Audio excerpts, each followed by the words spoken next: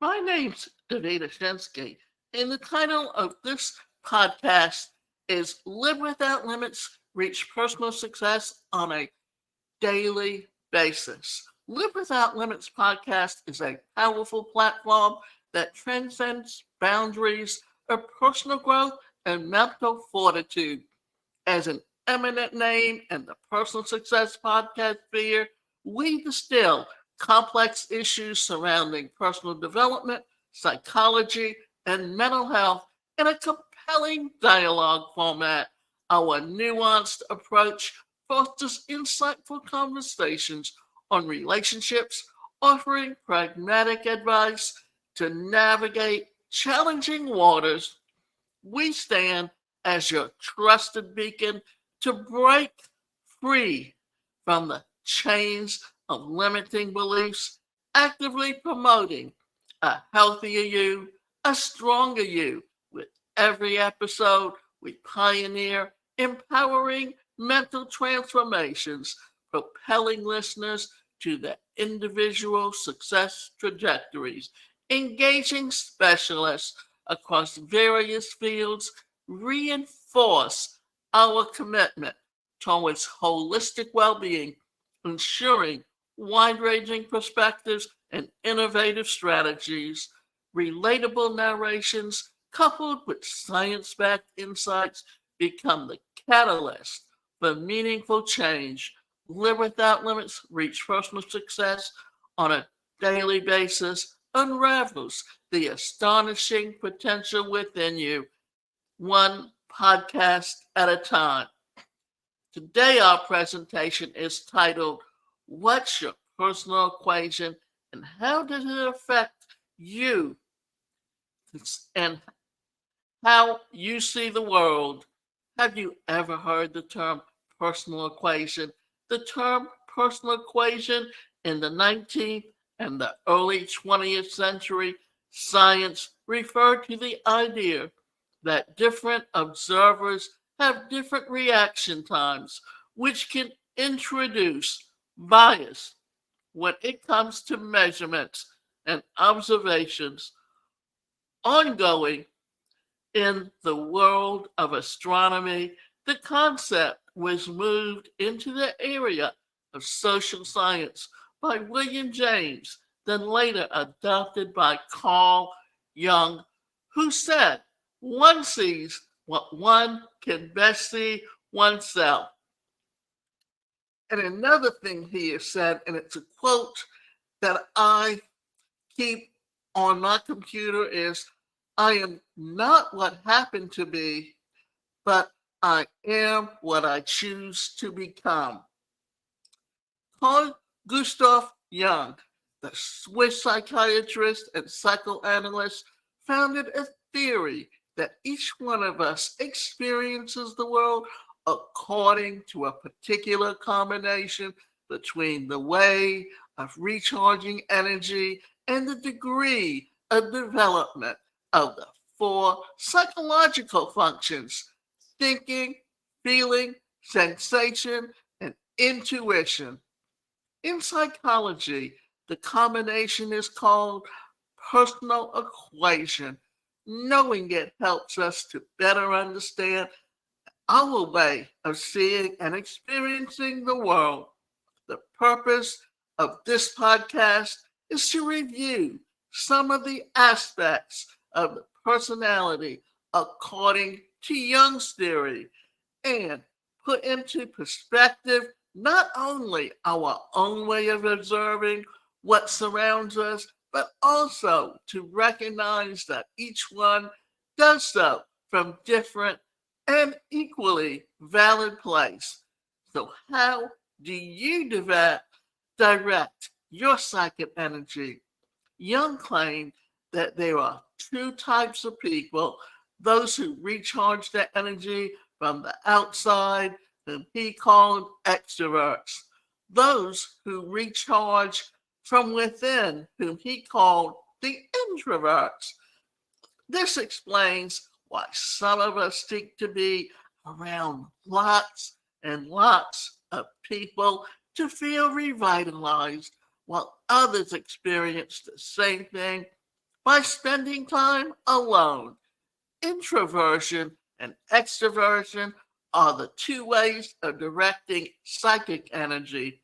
Introverts tend to look into their inner world, but it too can plan for the future, understand what is happening to them in the present, learn from the past. Being an introvert does not necessarily imply being shy, insecure, or unsociable. Instead, it implies having a strong desire for self exploration. Extroverts, on the other hand, focus their energy on the world around them. Objects and the people tend to be more interested in social activities and usually express themselves through words. Each person has a dominant way of directing their psychic energy. This does not mean that an extrovert is never interested in the environment that surrounds them or doesn't enjoy contact with others, nor does it mean that an extrovert never becomes reflective and enters their inner world. You have undoubtedly heard of the Myers-Briggs personality types, which is added to the judgment and perceiving elements to come up with 16 personality combinations developed in the 1940s by Isabel Briggs Myers and her mother, Catherine Cook Briggs. It was based on the psychological concepts that Jung proposed, the four psychological functions. To find out our own personal equation, we need to know how we perceive the information that comes to us, both from the external world and from our internal world, and how we process it to make a judgment.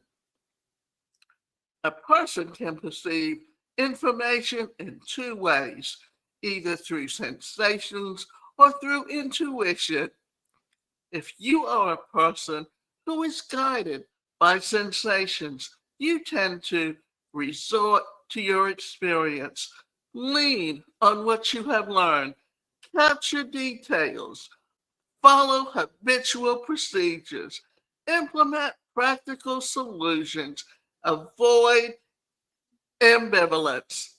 On the other hand, if you are an intuitive person, you follow your hunches, have a kind of imprecise perception guided by the unconscious, may not be very clear on how, but you know something comes from where it is going. On the other hand, the information processing necessary to make a judgment can be carried out through thought or feeling, which is affection. This thought predominates in you. You tend to be impartial or interested in the origin of why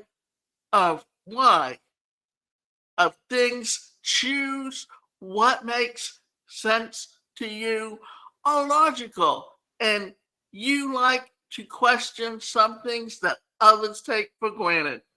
Reason is a vital element for you. If you are one of those who are guided by feeling, you tend to feel responsible for your decisions. Question whether something is ethical or not. If something is good or bad, choose what makes you feel good. Avoid arguments. Try to harmonize. Do not conceive the world without love. Carl Jung summarized all of the above as follows. Sensation establishes that something is present. Thought allows us to recognize its meaning. Feeling tells us its value. And intuition tells us where it comes from and where it is going. We all develop each of the four psychological functions to a greater or lesser extent, but we have one of the predominance over the others. So far, we have talked about the way in which people recharge their psychic energy, how they perceive information, and how they process it. Now, let's see what your personal equation is, and thus your type of personality according to Jung. What is your personal equation? For Jung, the combination of your psychic energy, direction, and your most developed psychological function defines your type of personality. In terms of personal equation, it is a reminder that we each see the world differently. We all have a personal bias that makes our interpretation and approach to life vary. Below, or rather, we will briefly describe the 8 personality types, also called cognitive functions, according to Jung's theory. Extroverted sensing. This type of personality seeks to experience new sensations, both physically and socially. They participate spontaneously in new experiences, either in the company of friends or acquaintances. They're jovial people who can sometimes be perceived as intense. They have the ability to take advantage of the dynamism of the situation and act according to the opportunities that arise in the moment. Extroverted intuiting. These people have the ability to discover how to transform what is into what could be. They tend to anticipate results, predict trends, forecast the course of their own or others' interpersonal relationships, and share their vision with them. Inventors, entrepreneurs, and innovators are a good example of this group. Extroverted feeling. In this personality, consciousness is focused on the good or bad. They are conciliatory, empathic, honest, charitable. They are humanitarian people who tend to be concerned about unification and social progress. Extroverted thinking.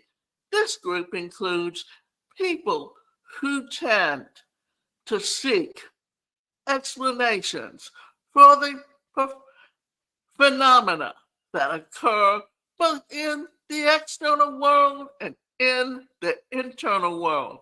They make use of the norms, laws, theories, and principles of structure reality accurately. In a few words, they are logical, mathematical people, introverted sensing. This type of personality is interested in vibrations they experience from the stimuli captured in their senses. That is the influence of the senses on themselves. These people can recognize their emotions in real time. Remember in great detail a taste, sound, or tactile sensation associated with a significant memory. Relive a sensory experience each time they are exposed to a situation similar to the one that has triggered the memory. introverted, intuiting. These are dreaming people, a little detached from reality and the present moment. They constantly explore new possibilities in their inner world. They tend to fantasize about the future and better ways to doing things. They tend to be perfectionists. Their imaginary potential allows them to anticipate changes at a social level and more easily identify the meanings of certain symbols. Introverted feeling. The group experiences the world linked to feelings. Their way of thinking and feeling cultivated within gives them peace and authenticity that can sometimes be seen as indifference towards the periphery. Despite being more reserved, they also show empathy, solidarity, affection in smaller groups. Introverted thinking, their main interest is deep reflections, abstract ideas, and theoretical battles between different ways of seeing life. They are people who tend to philosophize and enjoy literature. So, what is your personal equation after having finished this brief review? You may have realized that both your vision of the world and your personality are made up of various elements, some of them present in a greater proportion.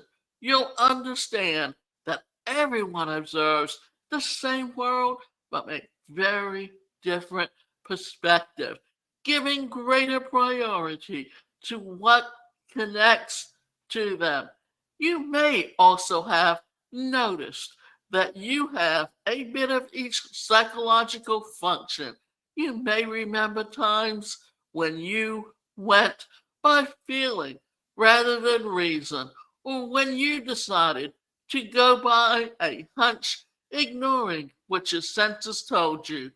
We are dynamic beings with some more accentuated tendencies, but with the ability to make use of our potential and adapt to the demands of our environment.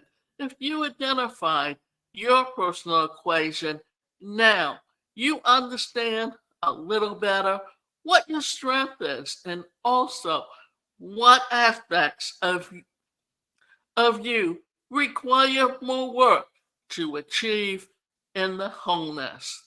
And the last thing that I'm going to say about it is this, that there are different types of assessment profiles. The Myers-Briggs is one. There's another one that uses colors, and the one that I'm most familiar with is the disc profile, because it talks about the dominant profile, the interpersonal skills, the steadiness profile, and the conscientiousness profile. And it also gives you 16 different variations, as the Myers-Briggs does. But if you want one that you can basically use and understand more clearly, then you would use the disc, because it all is based and helps you understand that each of us has certain strengths, each of us has certain weaknesses. And when you're working as a team, you need to interact so that all of the different personalities interact with each other and work together as a team.